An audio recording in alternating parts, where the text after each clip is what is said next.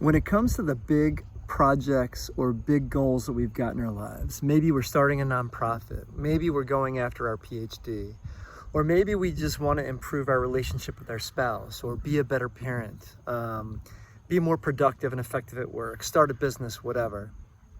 Each of these goals or projects is kind of like wanting to climb the Empire State Building, right? The goal is to get to the top of the Empire State Building, and we've got to take the stairs. Now, all of these challenges, all of these goals take something for us to achieve. So we've got to climb those steps. The thing is, we're carrying a backpack, and what makes the climb even tougher is that we're loading that backpack with a bunch of bricks, right? Bricks of self-judgment, bricks of doubt, bricks of judgment of others, right? Is this even possible? Or bricks of lack of clarity. Is this really what I want? Now, it seems like what we got to do is just carry that load up, right? But we don't have to carry that load up. In fact, we're able to move a lot more freely and a lot more enjoyably when we can take those bricks out of the backpack and leave them behind.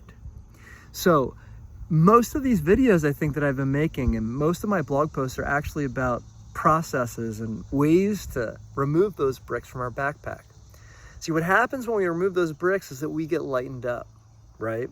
We're less strained, and so we're able to see a little bit more clearly, think a little bit more creatively, and achieve our results, our goals, a lot more effectively, easily, and enjoyably. The challenge for most of us, though, is both distinguishing what those bricks are and then being able to lift them out. We don't necessarily have the tools. It's not like we learn that in school, right? And that's where it's helpful to work with someone who has developed the tools or has learned the tools that are out there. But here are a couple that I found pretty effective for me and for people I work with in removing those bricks. So one, when it comes to self-judgments, right, criticisms, I use forgiveness. I forgive myself for that, if it's something from the past. I forgive myself for saying that, for doing that. I forgive myself for having done that, right? I forgive myself for being where I am. But my coach actually suggested this a couple months ago, and I love it, which is I forgive myself for judging that there's anything wrong with me. I forgive myself for judging that I'm not capable. I forgive myself for judging myself, right?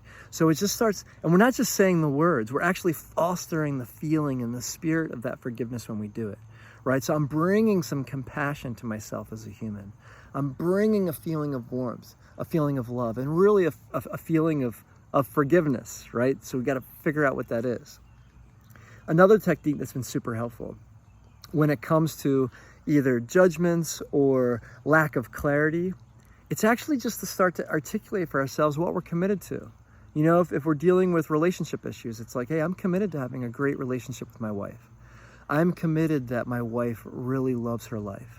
I'm committed that my life finds our relationship easy, enjoyable, and loving, right? Or if it's as a parent, like I'm really committed that my kids experience being supportive. I'm committed to loving and feeling compassion for my kids, right? When it comes to a goal, or like let's say it's a big project, I'm really committed to creating this organization that's going to highly impact lots of people. The more we get in touch with what our commitments are, it starts to displace some of those judgments and some of those criticisms that get in the way of us actually moving forward. Those criticisms and judgments are like, they're evolutionarily beneficial. It's a good thing that we've evolved to have them. It keeps us safe, right? It keeps us from bringing too much risk into our lives, social risk, physical risk, emotional risk, right? But in 2022, most of us, when it comes to these things that we're really committed to, there isn't all that much risk there.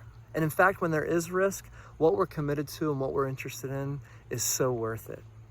So whatever it takes, whatever you're up to, whatever it is that you want, wherever it is that you want to grow, whatever it is that you want to build, I just invite you to start taking those freaking bricks out of that backpack. Lighten your load. Have it be a bit more enjoyable.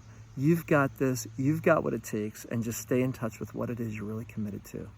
Thank you so much for watching.